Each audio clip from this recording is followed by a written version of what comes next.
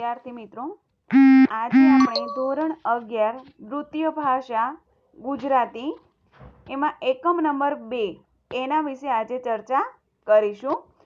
એકમ નંબર 2 ની અંદર આપણે એકમ નંબર 1 વિશે આપણે ચર્ચા કરી ગયા છીએ.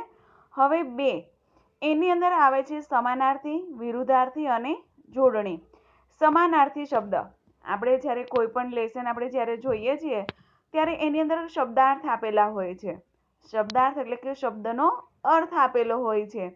તો જે શબ્દનો અર્થ હોય છે એ શબ્દના અર્થને આપણે એના પર્યાય અથવા તો સમાનાર્થી શબ્દ તરીકે પણ ઓળખીએ છીએ. પર્યાયનો અર્થ શું થાય કે એના જેવો. તો અહીં આપણે સમાનાર્થી શબ્દ જોઈએ કે સમાનાર્થી શબ્દની વ્યાખ્યા શું છે કે સમાનાર્થી શબ્દ એટલે જેનો અર્થ સમાન છે. આપણે માની લો કે કોઈ એક શબ્દ હોય એના જેવો જ્યારે બીજો અર્થ ધરાવનાર શબ્દ હોય તો એને આપણે સમાનાર્થી શબ્દ કહીએ છીએ. એવા ઘણા બધા સમાનાર્થી શબ્દો છે. જો કે આ બાબત લાગે છે કે એટલી બધી સરળ પણ નથી. સમાન અર્થ ધરાવતા શબ્દો જ્યારે વાક્યમાં પ્રયોજાય ત્યારે જે તે શબ્દના અર્થની છાયા સહેજ જુદી પડે છે. વિદ્યાર્થી તરીકે આપણે સચોટ અભિવ્યક્તિ માટે યોગ્ય ભાવ કે વિચાર માટે યોગ્ય શબ્દ વાપરવો જોઈએ. આપણે જોઈએ છીએ કે સમાનાર્થી શબ્દ હોય પરંતુ જ્યારે આપણે વાક્ય બનાવીએ છીએ અને એ વાક્યની અંદર ભલે સમાન શબ્દ હોવા છતાં એનો બીજો પર્યાય શબ્દ આપણે મૂકી શકતા નથી. કારણ કે ગુજરાતી ભાષા દ્વિઅર્થી ભાષા છે. એમનો અર્થ અલગ અલગ વાક્ય પ્રમાણે એનો અર્થ અલગ અલગ થાય છે. દાખલા તરીકે આપણે એક વાક્ય બોલીએ બહુ એટલે આપણે જોઈએ તો એનો સમાનાર્થી શબ્દ બીજો શું થાય? વધારે પણ થાય. તો હું એવું કહું કે દાદાજી બહુ બોલે છે અને બીજામાં એવું બોલું કે દાદાજી બહુ હોશિયાર છે. તો અહીંયા તમે જોજો કે બહુ બોલે છે એનો મતલબ કે બકવાટ કરે છે, ફોગટનું બોલે છે. અને બહુ હોશિયાર છે એટલે કે એ વધારે સારું હોશિયારપણું દર્શાવે છે. તો બહુ અને વધારે એની અંદર આપણને તફાવત જોવાય છે. એટલે કે ભલે સમાનાર્થી શબ્દ હોવા છતાં જ્યારે આપણે કોઈ વાક્ય બનાવીએ છીએ ત્યારે એ વાક્યની અંદર એને લગતો સમાનાર્થી બીજો કોઈ શબ્દ બંધ બેસતો ન હોય તો આપણે મૂકી શકતા નથી. હવે આપણે જોઈએ કે અવાજને આપણે શું કહીએ? ધ્વનિ પણ થાય, નાદ પણ થાય, રવ એટલે પણ અવાજ થાય, સાદ એટલે પણ અવાજ થાય. તો આ બધા જ અવાજના સમાનાર્થી છે. હવે અહીંયા જોજો કે એક જ શબ્દના બધા સમાનાર્થી હોવા છતાં જ્યારે આપણે સેન્ટેન્સ બનાવીએ છીએ ત્યારે એનો અર્થ કેવો બદલાઈ જાય છે. મારે સહેજ પણ અવાજ ન જોઈએ. સમજો અહીંયા મારે સહેજ પણ અવાજ ન જોઈએ.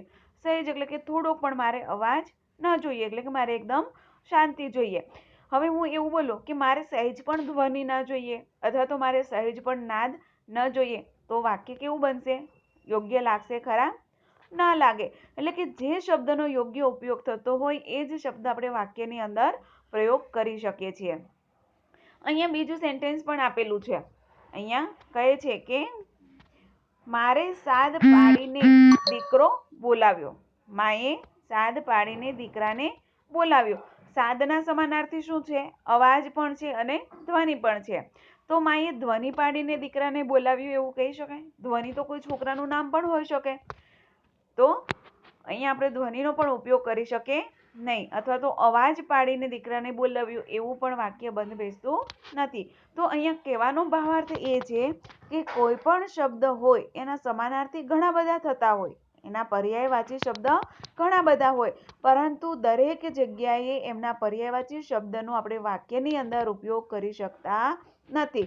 જો આપણે વાક્યની અંદર તેનો ઉપયોગ કરવા જઈએ તો વાક્યનો અર્થ બદલાઈ જવાની સંભાવના વધારે રહે છે. માટે આપણે જે વાક્યની અંદર જે શબ્દનો યોગ્ય ઉપયોગ લાગતો હોય તેનો જ આપણે ઉપયોગ કરવો જોઈએ. યોગ્ય ભાવ વિચાર માટે પ્રયોજાતા યોગ્ય શબ્દ વાપરીને અભિવ્યક્તિને વધુ અસરકારક અને અર્થસભર બનાવી શકાય છે. અહીં આપણે કેટલાક સમાનાર્થી શબ્દો પણ આપ્યા છે. હવે આપણે એક એક સમાનાર્થી જોઈએ. અક્કલ એટલે શું થશે? આપણે અક્કલ તો સમજ, બુદ્ધિ, પ્રજ્ઞા, મેઘા, મતી, ઘી. ઘી એટલે આપણે એવું ના સમજવું પેલું ખાવાનું ઘી છે તે. આ બધા અક્કલના સમાનાર્થી છે. બીજું છે અખિલ.